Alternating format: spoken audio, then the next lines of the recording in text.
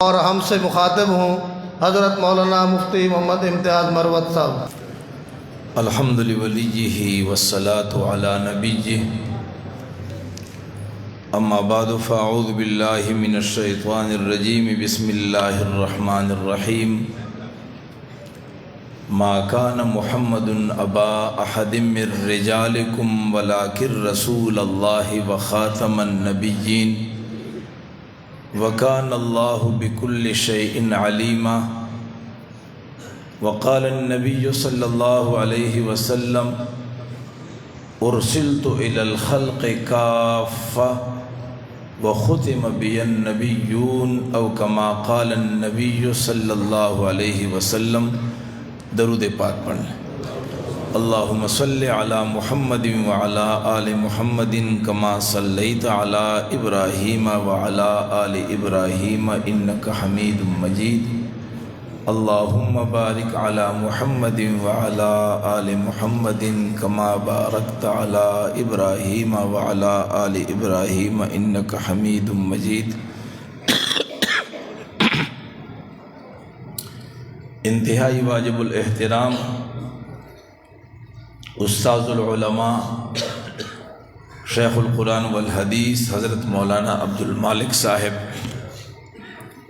محترم جناب مولانا محمد سہیل صاحب، محترم جناب مولانا قاری عطاء الرحمن عابد صاحب، قائدین جماعت اسلامی جامعہ قاسم العلوم سرگودا کے جملہ اساتذہ کرام، طلباء اعظام، منتظمین، معاونین اور تقریب بخاری کے اس تقریب میں شریک میرے انتہائی معزز دوستوں، بھائیوں اور بزرگوں، چونکہ کافی وقت سے آپ یہاں تشریف فرمائیں، لہٰذا میں انتہائی اختصار کے ساتھ ایک بہت بڑے چیلنج کا ذکر کرتا ہوں، جو چیلنج اس وقت امت مسلمہ کو درپیش ہے۔ ویسے تو یہود و نصارہ میڈیا کے ذریعے ہمیں بتلاتے ہیں کہ تمہارے لیے چیلنج کیا ہے، ہمیں بتایا جاتا ہے، ہمیں باور کرایا جاتا ہے کہ آپ کے لیے سب سے بڑا چیلنج کیا ہے، اور ہم اور آپ اس وقت میڈیا کی چونکہ غلام ہیں، میڈیا نے جو چیز ہمارے دل و دماغ میں بٹھانے کی کوشش کی تو ہم یقین کر لیتے ہیں۔ یہود و نصارہ نے ہمیں یہ باور کرانے کی کوشش کی ہے کہ سب سے بڑا چیلنج کرپشن ہے، سب سے بڑا چیلنج ہمارے لیے کیا ہے؟ کرپشن ہے، بے روزگاری ہے، مہنگائی ہے، یہ چیلنج ہے۔ یہ یہود و نصارہ نے ہمیں بتایا میڈیا کے ذریعے، اور ہم نے مان لیا کہ سب سے بڑا چیلنج ہمارے لیے مہنگائی ہے، بے روزگاری ہے، کرپشن ہے، لوٹ ہے، کسوٹ ہے، سب سے بڑے چیلنجز یہ ہیں۔ انہوں نے باور کرائی، ہم نے مان لیا، پھر انہوں نے ہمیں یہ بتایا کہ یہ جو چیلنج ہے، کرپشن ہے، بے روزگاری ہے، مہنگائی ہے، اس دلدل سے نکالنے کے لیے مسیحا کون ہے؟ کرپشن سے، بے روزگاری سے، مہنگائی سے مان لیا یہ چیلنجز ہیں، لیکن ان چیلنجز سے نکالنے کے لیے مسیحا کون ہے؟ تو میڈیا کے ذریعے سے ہمیں بتایا جاتا ہے کہ اس دلدل سے نکالنے والا مسیحا وہ فلاں ہے۔ کسی سیاسی لیڈر کی تعیین کی جاتی ہے میڈیا کے ذریعے، اور ہم اس کے پیچھے ٹوٹ پڑتے ہیں کہ چیلنج ہے، اور اس چیلنج سے ہمیں نکالنے والا فلاں صاحب ہے۔ تشخیص بھی یہود و نصارہ کی اور تجویز بھی یہود و نصارہ کی۔ تشخیص بھی انہوں نے کی کہ تمہارے لیے چیلنج کرپشن ہے، بے روزگاری ہے، مہنگائی ہے، لوٹ کسوٹ ہے۔ بے شک یہ مسائل ہیں، اس میں کوئی شک نہیں، یہ مسائل ہیں، یہ حل طلب مسائل ہمیں درپیش ہیں، مسائل ہیں، کرپشن ہے اس ملک میں، مہنگائی ہے، بے روزگاری ہے، رشوت ہے، لوٹ کسوٹ ہے، لاقانونیت ہے، ظلم ہے، یہ مسائل ہیں، لیکن چیلنج نہیں ہے۔ چیلنج عقیدے اور ایمان کا ہے۔ چیلنج کس چیز کا ہے؟ عقیدے اور ایمان کا ہے۔ لیکن یہود و نصارہ اور ان کی میڈیا اور غلام قوتیں ہم اور آپ کو یہ نہیں بتاتی کہ آپ کے لیے سب سے بڑا چیلنج اس وقت عقیدے اور ایمان کا ہے۔ اس لیے کہ اگر ہم اور آپ یہ مان لیں کہ میرے اور آپ کے لیے چیلنج عقیدے اور ایمان کا ہے، تو عقیدے اور ایمان کے اس چیلنج سے، اس دلدل سے نکالنے والا مسیحا نہ زرداری ہو سکتا ہے، نہ نواز شریف ہو سکتا ہے، نہ عمران خان ہو سکتا ہے۔ جب یہ لوگ نہیں ہو سکتے تو پھر تو یہ تشخیص بھی بیکار ہے، اور اس کے لیے تجویز تو ان کے پاس ہے ہی نہیں۔ اس لیے وہ ہمیں یہ نہیں بتائیں گے کہ چیلنج کیا ہے۔ ہمیں یہ نہیں بتایا جاتا کہ آج آپ کے عقیدے اور ایمان کے خلاف سازشیں ہو رہی ہے، عقیدے ختم نبوت کے خلاف، ناموس رسالت کے خلاف سازشیں ہو رہی ہے۔ مسلمانوں ہوشیار رہو، بیدار رہو۔ ہمیں یہ نہیں بتایا جاتا، یہ تو چیلنج ہے ہی نہیں۔ ہمیں کہتے ہیں جی کرپشن ہے، بے روزگاری ہے، مہنگائی ہے، میڈیا کے ذریعے بتایا جاتا ہے، اور یہ بھی بتایا جاتا ہے کہ ان چیلنجز سے نکالنے والا مسیحا، اگر یہود و نصارہ کی ضرورت اور ان کا مفاد اگر زرداری میں ہو تو ان چیلنجز سے نکالنے والا مسیحا زرداری ہوگا، اور اگر یہود و نصارہ کے مفاد نواز شریف سے وابستہ ہو تو یہود و نصارہ بتائے گا کہ ان چیلنجز سے نکالنے والا مسیحا وہ نواز شریف ہے، اور اگر یہود و نصارہ کا مفاد عمران خان سے وابستہ ہو تو پھر وہ ہمیں بتائیں گے کہ ان چیلنجز سے نکالنے والا مسیحا عمران خان ہے۔ اگر ہم اور آپ یہ مان لیں کہ ہمارے لیے چیلنج عقیدے اور ایمان کا ہے، تو کیا یہود و نصارہ اس چیلنج سے نکلنے والا مسیحا وہ ہمیں زرداری بتا سکتا ہے؟ نواز شریف بتا سکتا ہے؟ عمران خان بتا سکتا ہے؟ اس کے لیے تو مجبوراً ہمیں سراج الحق کے پیچھے جانا پڑے گا، دینی قیادت کے پیچھے جانا پڑے گا، اور دینی قیادت یہود و نصارہ کو منظور نظر نہیں۔ دین کی اور عقیدے کا جو چیلنج ہے، ناموس رسالت کے خلاف جو سازشیں ہیں، ختم نبوت کے خلاف جو سازشیں ہیں، ان سازشوں سے نکالنے والا مسیحا امت کو وہ تو کسی دینی جماعت کا علمبردار ہی ہو سکتا ہے، جس کا اپنا عقیدہ ہو، جس کا اپنا ایمان ہو، جس کا اپنا عقیدہ نہیں، جس کا اپنا ایمان نہیں، وہ ہمیں اس دلدل سے نکال سکتا ہے۔ تو چیلنج عقیدے اور ایمان کا ہے۔ چیلنج کس بات کا ہے؟ عقیدے اور ایمان کا ہے۔ ہمارے عقیدے اور ہمارے ایمان کے لیے بنیاد عقیدہ ختم نبوت ہے۔ کیا ہے؟ آج قاسم العلوم میں ختم بخاری ہوا، آخری حدیث حضرت مولانا عبد المالک دامت فیوزہم نے پڑھائی۔ ختم بخاری کا پروگرام ہے۔ یہ بخاری میں کیا ہے؟ احادیث ہیں، یعنی احادیث ہیں نا، بخاری میں احادیث ہیں۔ کن کی حدیثیں ہیں؟ محمد الرسول اللہ کی صلی اللہ علیہ وسلم۔ آپ صلی اللہ علیہ وسلم سے پہلے عیسیٰ علیہ السلام بھی اللہ کے نبی گزرے ہیں، ان کی حدیثیں بھی ہیں، اور ان پر نازل ہونے والی کتاب انجیل بھی ہے، لیکن انجیل کا تعلیم اور تعلم حرام ہے۔ اس سے پہلے موسیٰ علیہ السلام بھی ہیں، ان کی حدیثیں بھی ہیں، اور ان پر نازل ہونے والی کتاب تورات بھی ہے، لیکن تورات کا تعلیم و تعلم حرام ہے۔ کیوں حرام ہے؟ اس لیے کہ موسیٰ علیہ السلام کی نبوت ایک خاص مدت تک محدود تھی، اس کے بعد موسیٰ علیہ السلام کی دین کو، اس کی شریعت کا تعلیم و تعلم حرام ہے۔ عیسیٰ علیہ السلام اللہ کے نبی گزرے ہیں، لیکن اس کی نبوت ایک خاص علاقے، ایک خاص مدت تک محدود تھی، اس کے بعد عیسیٰ علیہ السلام کی کتاب انجیل کا تعلیم اور تعلم حرام ہے۔ محمد الرسول اللہ صلی اللہ علیہ وسلم پر نازل ہونے والی کتاب قرآن کریم کا تعلیم و تعلم جاری ہے اور فرض ہے یا نہیں؟ آپ علیہ السلام کی احادیث، آپ کے افعال، آپ کے اقوال، آپ کے اعمال، اس کا تذکرہ، اس کا تعلیم و تعلم، درس و تدریس امت پر فرض ہے۔ کیوں فرض ہے؟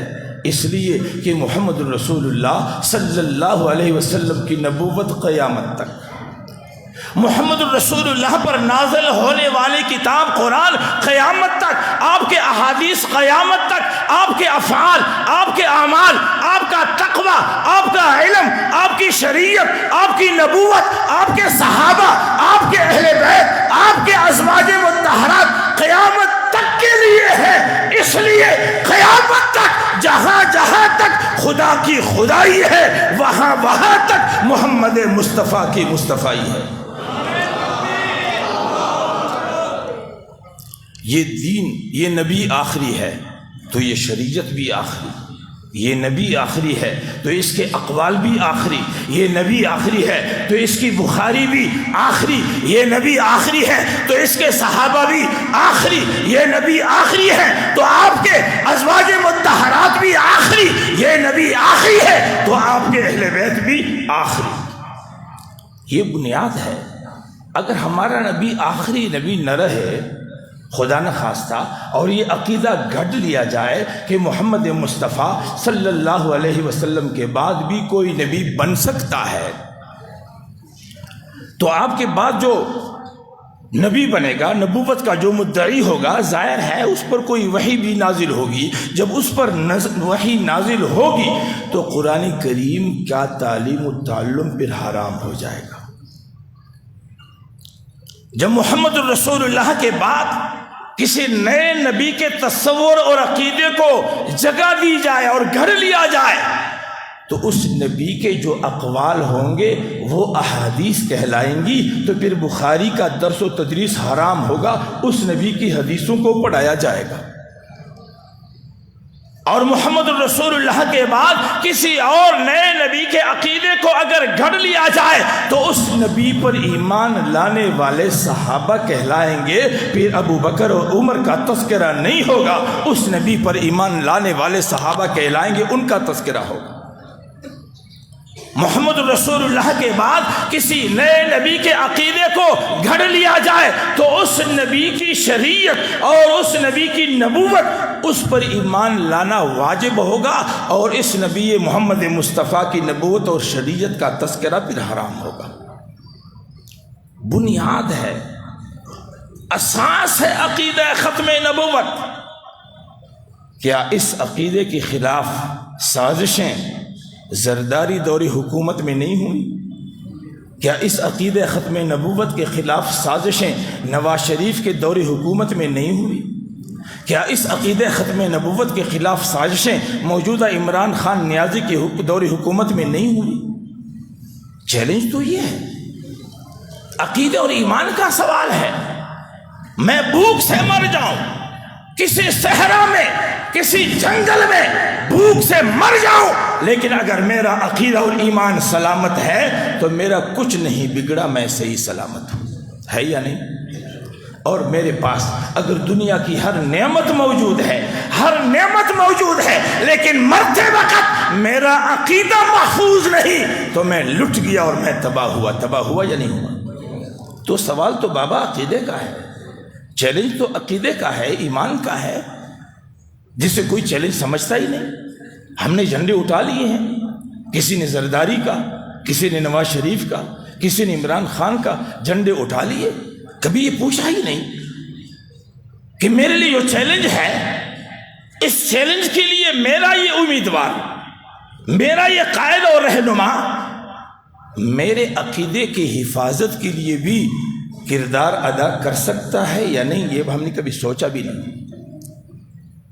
وہ جھنڈا اٹھا لیا، ہمارے گلی کا راستہ کچا ہے، بجلی نہیں ہے، گیس نہیں ہے، جھنڈا اٹھا لیا۔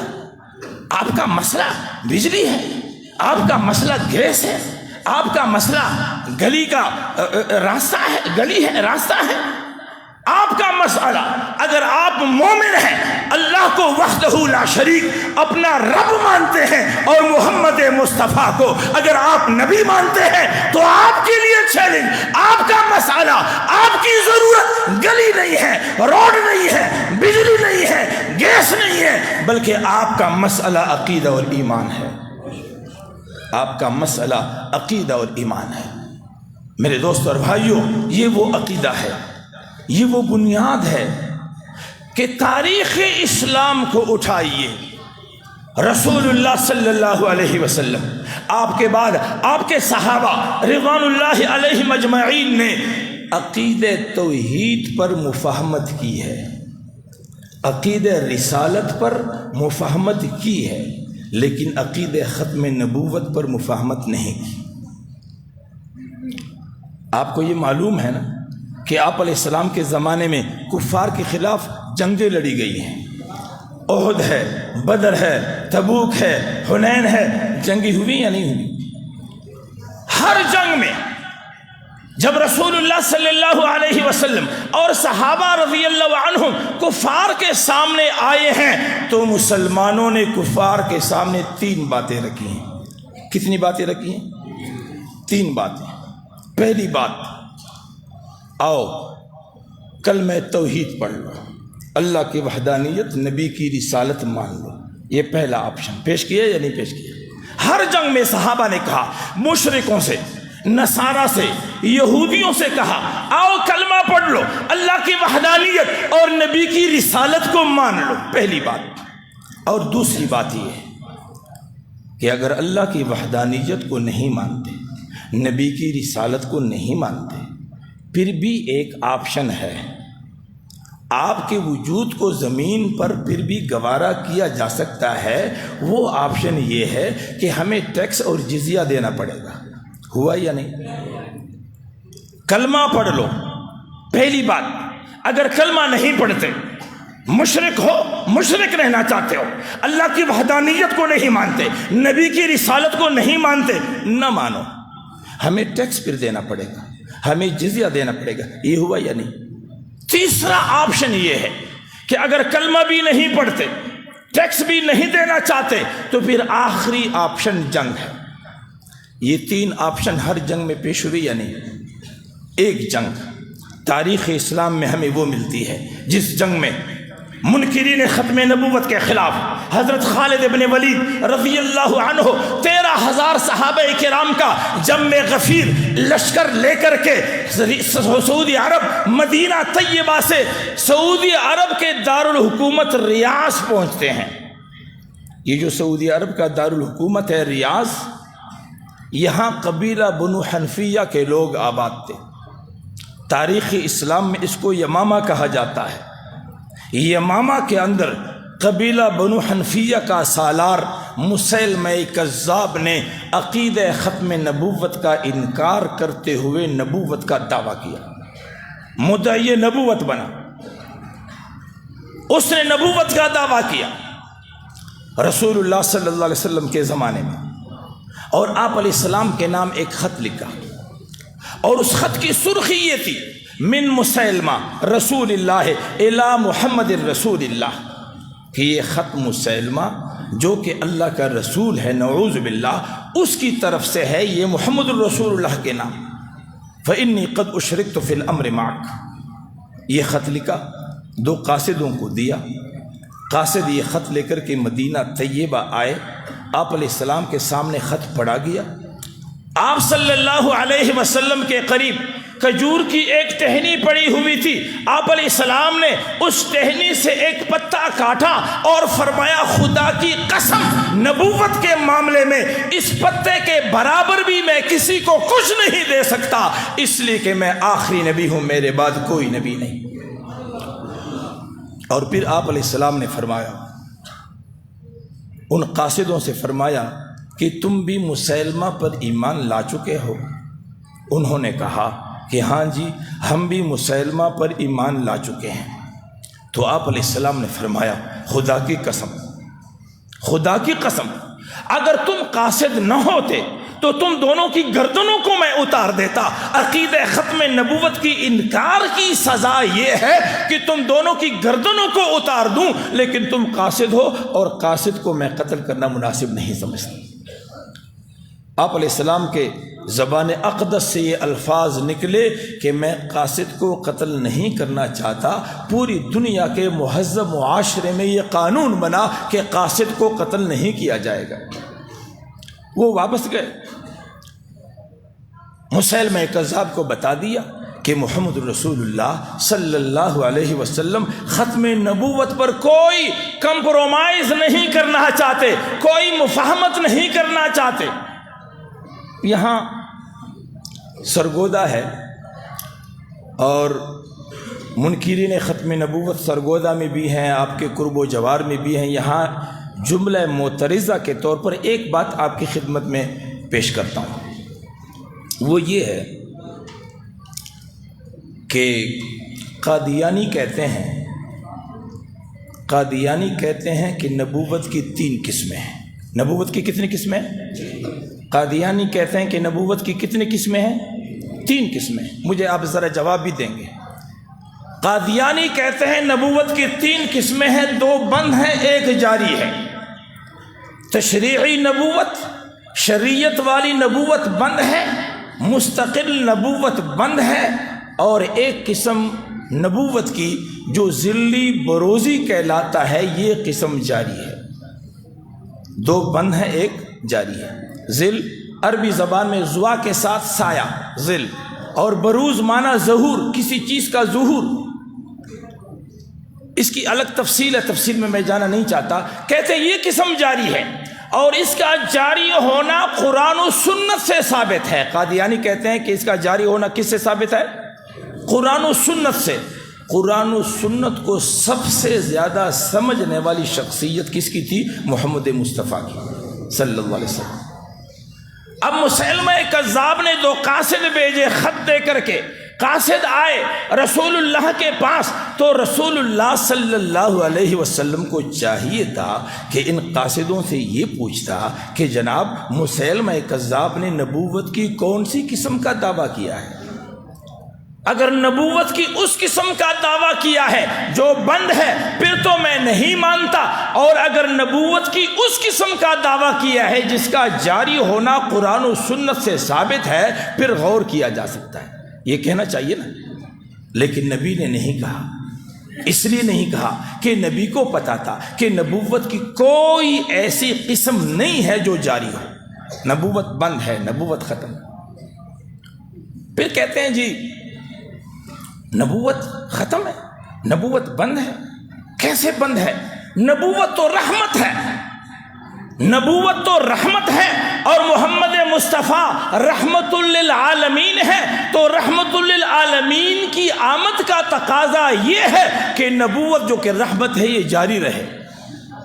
نبوت رحمت ہے، رحمت للعالمین کا تقاضا یہ ہے کہ رحمت جاری رہے۔ کیسے رحمت للعالمین ہے؟ کہ آپ کی آمد سے یہ رحمت کا سلسلہ ہی ختم ہوا۔ ہم کہتے ہیں محمد مصطفیٰ رحمت للعالمین ہے اور نبوت رحمت ہے، لیکن محمد مصطفیٰ کی بعثت سے نبوت جو کہ رحمت ہے یہ سلسلہ ختم نہیں ہوا، بلکہ یہ سلسلہ کامل اور اکمل ہوا، مکمل ہوا۔ اس سلسلے کی تکمیل کی گئی، یہ مکمل ہوا۔ تو بہرحال آپ علیہ السلام نے فرمایا کہ اگر تم قاصد نہ ہوتے تو تم دونوں کی گردنوں کو میں اتار دیتا۔ قاصد واپس گئے، مسیلمہ کذاب سے کہا کہ محمد مصطفیٰ عقیدہ ختم نبوت پر کوئی سمجھوتا نہیں کرنا چاہتے۔ ایک صحابی حبیب ابن زید انصاری رضی اللہ عنہ، وہ نبی کا قاصد بن کر یمامہ کے علاقے میں گیا۔ وہاں جب گیا تو مسیلمہ کذاب کے سپاہیوں نے گرفتار کی، اس کے ہاتھ باندھے، مسیلمہ کے سامنے پیش کیا گیا۔ مسیلمہ کذاب مدعی نبوت، اس نے اس صحابی سے 2 سوال کیے۔ کتنے سوال کیے؟ 2۔ پہلا سوال، اتشہد ان محمد رسول اللہ، کیا تم اس بات کی گواہی دیتے ہو کہ محمد صلی اللہ علیہ وسلم اللہ کے رسول ہیں؟ اس نے جواب دیا نعم اشہد ان محمد الرسول اللہ، میں گواہی دیتا ہوں کہ محمد صلی اللہ علیہ وسلم اللہ کے رسول ہیں۔ اس نے دوسرا سوال کیا، اتشہد انی رسول اللہ، کیا تم اس بات کی گواہی بھی دیتے ہو کہ میں اللہ کا رسول ہوں؟ اب ماحول کو دیکھیے، یہ موبائل پر سوال و جواب نہیں ہو رہے، یہ صحابی رسول، یہ نبی کا غلام، یہ نبی کا عاشق تنے تنہا اکیلے بے یار و مددگار کھڑے ہیں، ہاتھ پیچھے بندھے ہوئے ہیں، چاروں طرف مسیلمہ کذاب کے مسلح پہرے دار ہاتھوں میں ننگی تلواریں لے کر کے کھڑے ہیں۔ اس حالت میں ان سے پوچھا جاتا ہے اتشہد انی رسول اللہ، کیا تم اس بات کی گواہی دیتے ہو کہ میں اللہ کا رسول ہوں؟ میرے نبی کے غلام نے جواب دیا، فی اذنی وقرا من سمع ھذا القول، تیری یہ بات سننے سے میرے کان عاجز ہیں، مجھے سننا بھی گوارا نہیں۔ جواب تو بڑی دور کی بات ہے، میں تو سننا بھی نہیں چاہتا۔ جب یہ جواب دیا، مسیلمہ کذاب نے حکم دیا اس کا ایک ہاتھ کاٹ دو۔ اس کا ہاتھ کاٹا گیا، پھر یہی سوال، یہی جواب، دوسرا ہاتھ کاٹا گیا، ایک ایک عضو کاٹتے گئے، یہی سوال، یہی جواب، اور اسی حالت میں حبیب ابن زید انصاری رضی اللہ تعالی عنہ نے جام شہادت نوش فرما کر مجھ اور آپ کو اور قیامت تک امت مسلمہ کو یہ پیغام دیا کہ عقیدہ ختم نبوت وہ اساسی اور بنیادی عقیدہ ہے کہ مسلمان اس عقیدے کی پاداش میں اپنے جسم کے ٹکڑے کروا سکتا ہے، لیکن اس عقیدے پر مسلمان کبھی مفاہمت نہیں کر سکتا۔ ہمارے لیے چیلنج عقیدے اور ایمان کا ہے، ہمیں دھوکے میں مبتلا نہ کیا جائے۔ ہمارے لیے سوال، ہمارے لیے چیلنج، ہمارے لیے آزمائش ہمارا عقیدہ اور ہمارا ایمان ہے۔ اور یہ بات اچھی طرح دل کے کانوں سے قادیانی اور قادیانی نواز لابیا سن لے کہ ہم محمد مصطفیٰ کی ناموس پر اور ختم نبوت کر کٹ مرنے کے لیے تیار ہیں۔ ہم عقیدہ ختم نبوت پر کوئی مفاہمت نہ کر سکتے ہیں، نہ کریں گے انشاءاللہ۔ چیلنج یہ ہے،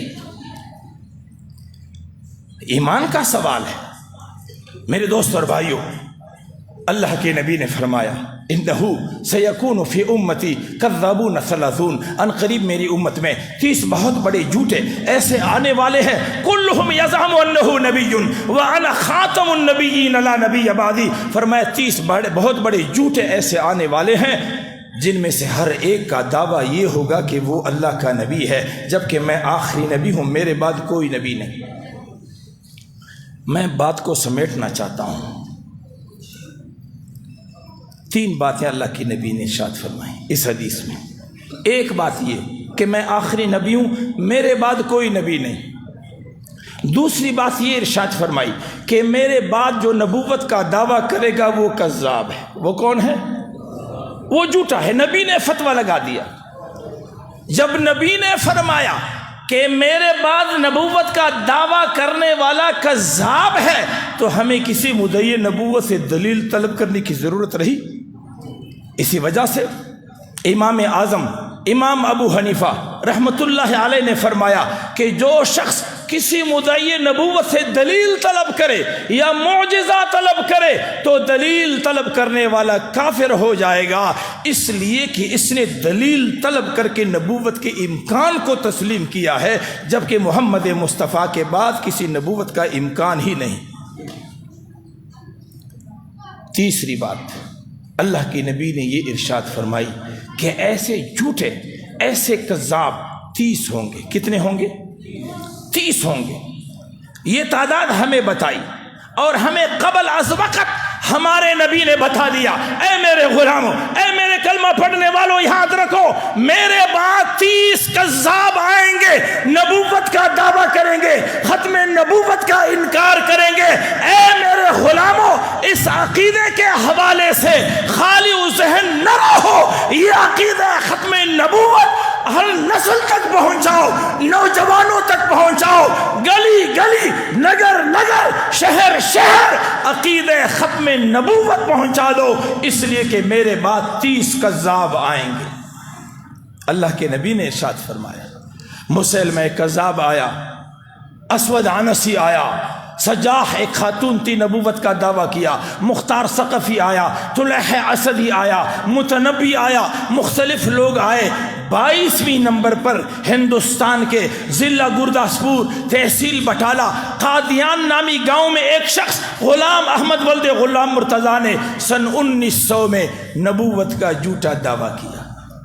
کب دعویٰ کیا؟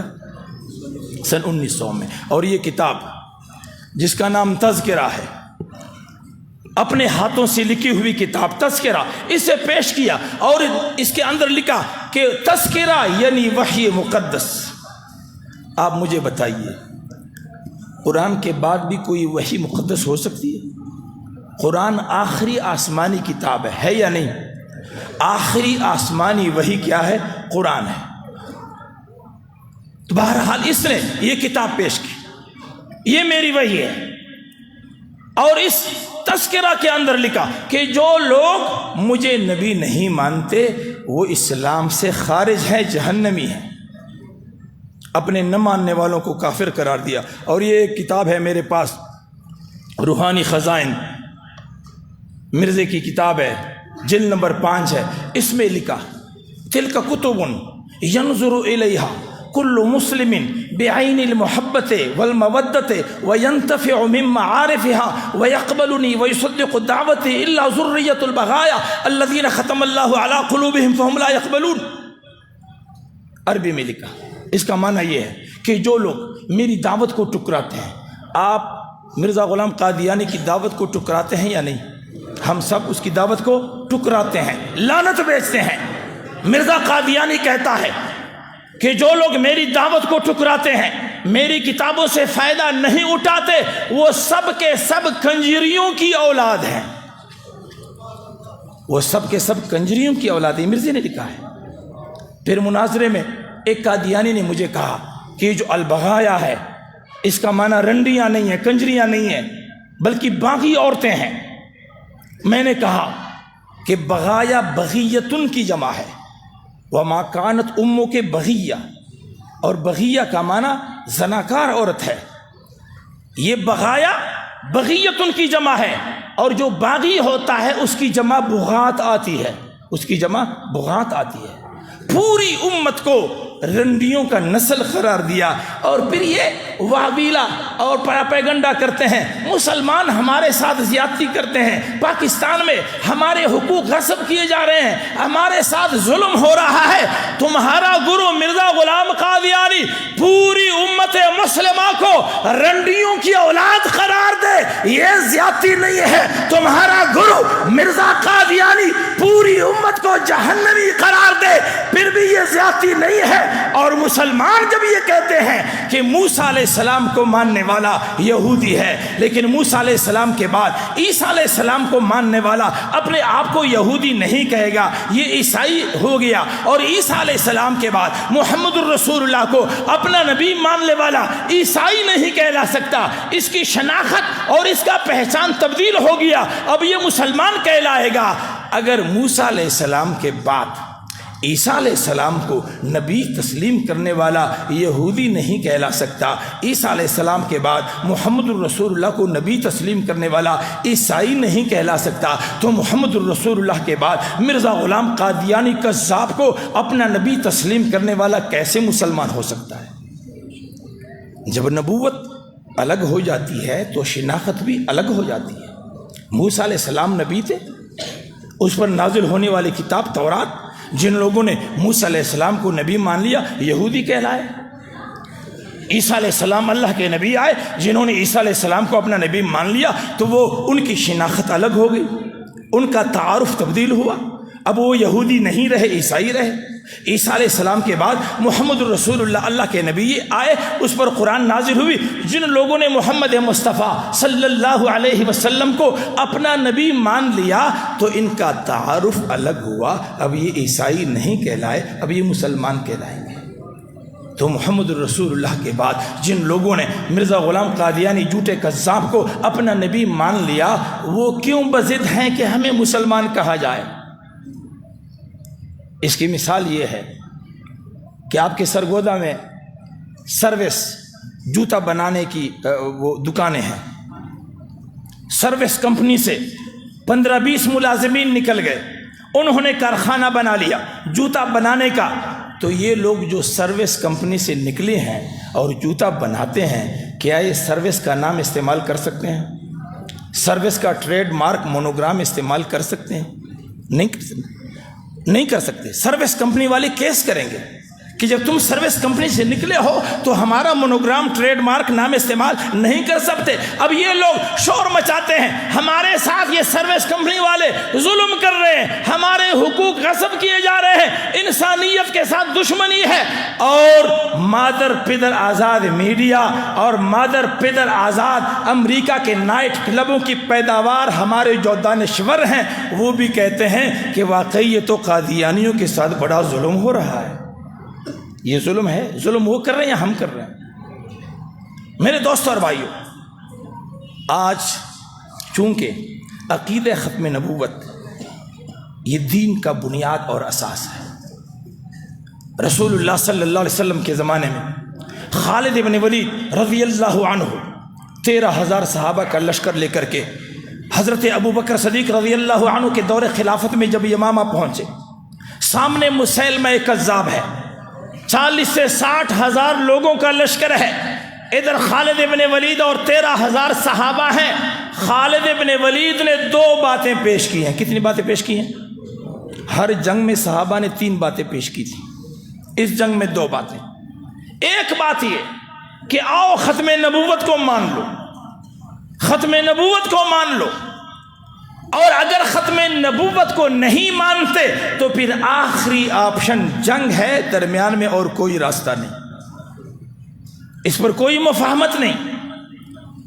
توحید کے منکروں سے کہا ہمیں ٹیکس دو، گزارا ہو سکتا ہے۔ رسالت کے منکروں سے کہا ہمیں ٹیکس دو، گزارا ہو سکتا ہے۔ لیکن ختم نبوت کے منکروں سے کہا کہ یا ختم نبوت کو ماننا پڑے گا، اور اگر ختم نبوت کو نہیں مانتے تو پھر آخری آپشن جنگ ہے۔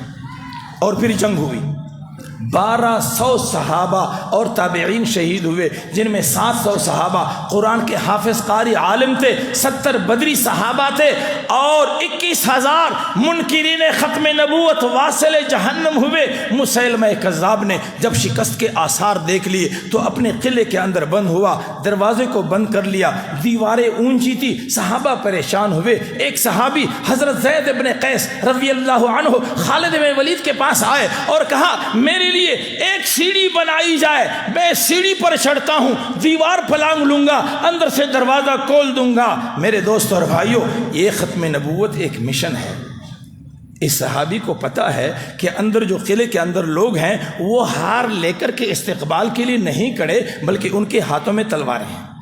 سیڑھی بنائی گئی، زید بن قیس چڑھے، اندر کودے، انہوں نے حملہ کیا، آپ کا پورا کندھا جسم سے الگ ہوا، کٹ گیا، اور اسی حالت میں دروازے تک پہنچے، دروازہ کھول دیا۔ لشکر اسلام تکبیر کے نعرے بلند کرتا ہوا اندر داخل ہوا، اور حضرت وحشی ابن حرب رضی اللہ عنہ فرماتے ہیں کہ میرے پاس وہی نیزہ تھا جس نیزے سے میں نے جنگ احد میں نبی کے چچا سید الشہداء حضرت حمزہ کو شہید کیا تھا، وہی نیزہ تھا۔ میں نے فیصلہ کیا تھا آج اسی نیزے سے میں مسیلمہ کذاب کو واصل جہنم کروں گا اور اللہ کے سامنے اپنا حساب برابر کروں گا۔ وحشی ابن حرب رضی اللہ عنہ نے اسی نیزے سے مسیلمہ کذاب کو واصل جہنم کیا۔ آسمان کی طرف ہاتھ اٹھائے اور کہا یا اللہ، میں جب کافر تھا تو اسلام کے ایک سرغنے کو، اسلام کے ایک جرنیل کو میں نے شہید کیا تھا، آج میں مسلمان ہوں، کفر کے ایک جرنیل کو مار دیا، یا اللہ میں نے معاملہ برابر کر دیا، اب مجھے معاف فرما۔ مال غنیمت اکٹھا کیا گیا، عورتیں بھی تھی، مرد بھی تھے، باندیاں بھی بنائی گئی، غلام بھی بنائے گئے، یہ سارا مال غنیمت مدینہ طیبہ پہنچایا گیا۔ ان باندیوں میں ایک خاتون تھی، خولہ بنت جعفر، خولہ بنت جعفر رضی اللہ عنہا، قبیلہ بنو حنفیہ کی ایک اہم سردار کی صاحبزادی تھی، یہ بھی پہنچی۔ حضرت علی رضی اللہ عنہ کے حصے میں آئی، آپ نے ان سے نکاح کیا، اور تاریخ اسلام میں محمد ابن حنفیہ کے نام سے جس عظیم شخصیت کا ہمیں تذکرہ ملتا ہے وہ خولہ بنت جعفر کی بطن سے حضرت علی کے صاحبزادے ہیں۔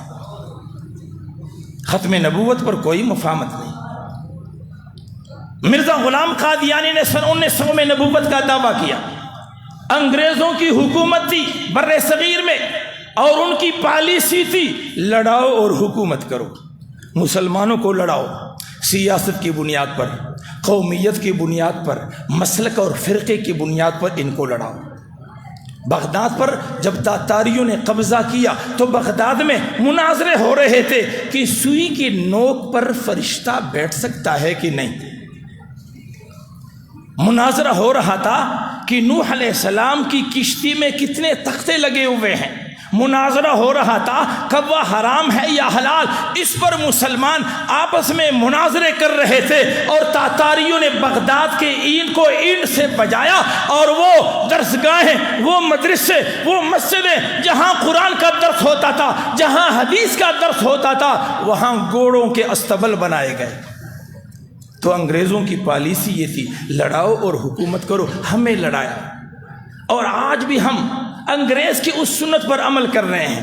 آج بھی مسجد سے، مدرسے سے لڑ رہا ہے، یہ دیوبندی ہے، یہ بریلوی ہے، یہ اہل حدیث ہے، جی ہاتھ اٹھانے ہیں، آمین زور سے کہنی ہے، آہستہ کہنی ہے۔ ایک امام نے نماز پڑھاتے ہوئے مغرب کے وقت کہا غیر المغضوب علیہم ولا الضالین، تو کسی نے کہا آمین زور سے، تو مولوی صاحب نے سلام پھیر لیا اور کہا کون کتا بھونک گیا ہے؟ یہ حالت ہے، اس پر لڑائیاں۔ حضور علیہ السلام نور ہیں، بشر ہیں، انگوٹھے چومنے ہیں نہیں، اس پر لڑائیاں۔ میرے دوستو اور بھائیوں، ہم نے ان لڑائیوں سے عالم اسلام کا مقدمہ کمزور کر لیا ہے۔ باہمی فتووں سے ہم نے عالم اسلام کے موقف کو کمزور کیا ہے۔ چند مہینے پہلے ایک قادیانی سے میرا مناظرہ ہو رہا تھا، اس نے مجھے کہا کہ مفتی صاحب میں مسلمان ہونا چاہتا ہوں۔ میں نے کہا ویلکم، مرحبا۔ کہنے لگا مجھے یہ بتائیے کہ میں دیوبندی بنوں یا بریلوی بنوں یا اہل حدیث بنوں۔ اس کا مقصد یہ تھا کہ اگر میں کہوں کہ آپ دیوبندی بنیں تو وہ کہتا کہ جی بریلویوں کے نزدیک تو یہ گستاخ رسول ہیں، کافر ہیں، تو میں ایک کفر سے نکلا دوسرے میں داخل ہوا۔ اگر میں کہوں جی بریلوی بنے تو وہ کہتا کہ جی دیوبندیوں کے نزدیک تو یہ مشرک ہیں، کافر ہیں، تو میں ایک کفر سے نکلا دوسرے کفر میں داخل ہوا۔ تو میں نے کہا محترم، دیوبندی بھی نہ بنو، بریلوی بھی نہ بنو، اہل حدیث بھی نہ بنو، سیدھا سادہ مسلمان بنو۔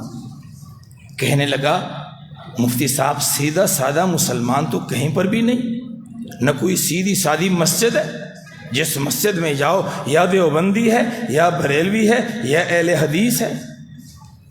اہل حدیثوں کے مسجد میں میرے جیسا پگڑی والا آدمی جائے تو مولوی گور گور کے دیکھے کون اندر داخل ہوا ہے۔ بریلویوں کی مسجد میں کوئی اہل حدیث ننگے سر لمبی داڑھی والا وہ چلا جائے تو وہ گور کو یہ کون آیا؟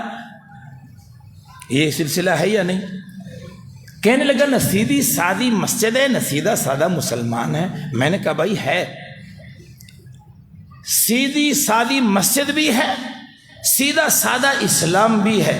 کہنے لگا کہاں ہے؟ میں نے کہا مولانا سید ابو العلا مودودی رحمۃ اللہ علیہ کے لٹریچر کو پڑھا ہے، اس میں نہ دیوبندیت کی دعوت ہے، نہ بریلویت کی، نہ اہل حدیثیت کی، اس میں قرآن و سنت کی دعوت ہے یا نہیں؟ سیدھا سادہ اسلام۔ اور میں نے کہا مسجدیں دیکھنی ہے تو آؤ ہمارے منصورہ میں، ہمارے منصورہ میں بڑی مسجد ہے، اس میں دیوبندی بریلوی اہل حدیث ہر مسلمان نماز پڑھ سکتا ہے یا نہیں؟ مولانا سہیل صاحب یہاں آپ کے یہاں بھی آ سکتا ہے دیوبندی بریلوی اہل حدیث؟ مصلی امامت پر بھی گنجائش ہے ماشاءاللہ۔ یہ صرف ہمارے پاس ہے، یہ مولانا مودودی رحمۃ اللہ علیہ کے لٹریچر کا اعجاز ہے۔ تو بہرحال انگریزوں کی پالیسی یہ تھی لڑاؤ اور حکومت کرو، مسلمانوں کو لڑایا، اور فرقہ مرزائیت کے لیے پورے بر صغیر میں ہموار کرنے کے لیے راستہ ہموار کیا۔ 1953 میں امیر شریعت مولانا سید عطا اللہ شاہ بخاری رحمۃ اللہ علیہ کی قیادت میں ختم نبوت کی تحریک چلی پاکستان، اور اس تحریک کا مطالبہ یہ تھا کہ قادیانیوں کو غیر مسلم اقلیت قرار دیا جائے۔ نماز قضا نہیں ہوگی انشاءاللہ، لیکن میں بات ختم کر لوں۔ مطالبہ یہ تھا کہ قادیانیوں کو غیر مسلم اقلیت قرار دیا جائے۔ وہ تحریک ریاستی جبر سے ناکام بنائی گئی۔ 1953 میں قادیانیوں کی ایک بہت بڑی سازش پہلی مرتبہ بے نقاب ہوئی، اور اس سازش کو بے نقاب کیا مولانا سید ابو العلا مودودی رحمۃ اللہ علیہ نے۔ انہوں نے 1953 میں قادیانی مسئلہ پمفلٹ لکھا، اور اس میں یہ لکھا کہ قادیانیوں کا یہ منصوبہ ہے کہ بلوچستان جو کہ رقبے کے لحاظ سے بڑا صوبہ ہے، آبادی کے لحاظ سے کم ہے، قدرتی وسائل سے مالا مال ہے، قادیانی اس کو ایک قادیانی ریاست بنانا چاہتے ہیں۔ اس سازش کو بے نقاب کیا مولانا مودودی رحمۃ اللہ علیہ نے۔ قادیانی مسئلہ پمفلٹ لکھا، اس کے پاداش میں گرفتار ہوئے، جیل گئے، آپ پر سزائے موت کا حکم کیا گیا۔ جیل میں ایک CID افسر سید عطا اللہ شاہ بخاری سے ملا اور اسے کہا کہ شاہ صاحب تمہاری تحریک ناکام ہو گئی، تمہارا مطالبہ تسلیم نہیں کیا گیا، 10,000 کم و بیش مسلمان شہید کروائے گئے، تمہاری تحریک ناکام ہوئی۔ تو شاہ صاحب نے فرمایا ہماری تحریک ناکام نہیں ہوئی، ہم نے مسلمانوں کے دلوں میں ایسا بم فٹ کیا ہے جو اپنے وقت پر بلاسٹ ہوگا تو دنیا کی کوئی طاقت قادیانیوں کو اس کی تباہی سے نہیں بچا سکے گی۔ یہ بم پھر 29 مئی 1974 کو بلاسٹ ہوا۔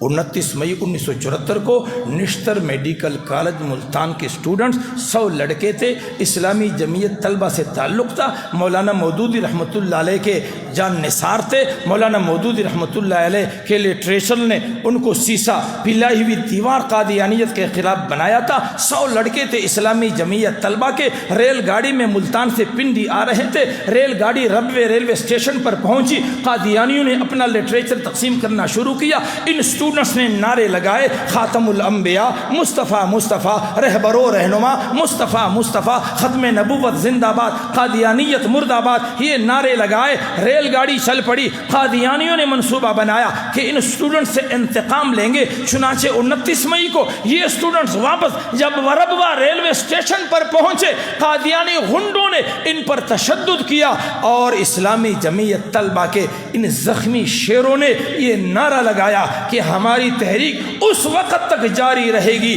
جب تک قادیانیوں کو غیر مسلم اقلیت نہیں قرار دیا جاتا۔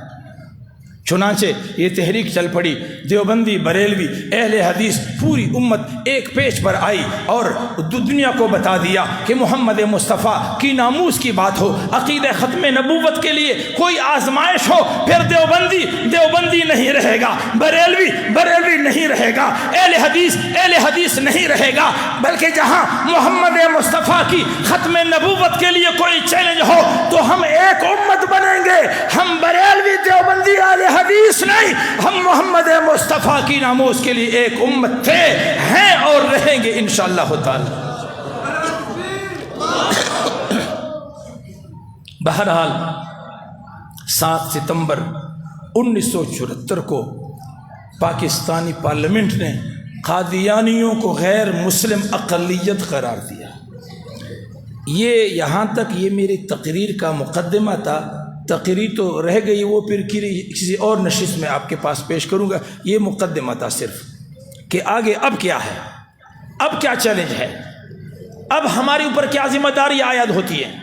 7 ستمبر 1974 کو آئین میں باقاعدہ یہ قانون منظور ہوا کہ قادیانی غیر مسلم ہے۔ اب کیا ہے، اب ہماری حکومت، ہمارے ادارے بیوروکریسی میں بیٹھے ہوئے قادیانی نواز لوگ، مادر پدر آزاد لوگ، وہ عقیدہ ختم نبوت کے حوالے سے سازشوں میں مصروف ہیں، ہمارے نسل نو کو عقیدہ ختم نبوت کے حوالے سے ابہام میں رکھنا چاہتے ہیں، تعلیمی اور نصابی کتب سے ختم نبوت کو غائب کرنے کی کوشش کی جا رہی ہے۔